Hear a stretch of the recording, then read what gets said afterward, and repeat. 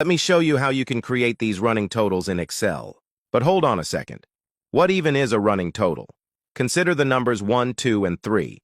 The first running total is 1, as at this point, it is the first and only number. Add the next number, and the running total becomes 1 plus 2, which is equal to 3.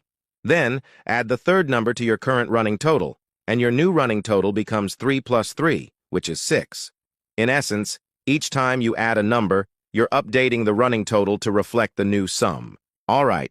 Now, one way to do this is to reference the first cell, and then reference that same cell, and just add the cell on the next row.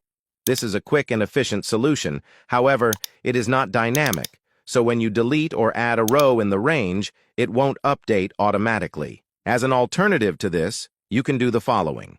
Just select the entire range, then click on the Quick Analysis symbol, select Total, and then all the way to the right, you find the Running Totals option. You can just click on it, and then take a look at what happens. Excel automatically inserted all the running totals for you. Also, when you click on any of these cells, you can see the auto-inserted formula. This formula, despite not being very intuitive, is great since it sums up an entire range, meaning that if we add or delete a row in our range, the running total will update automatically.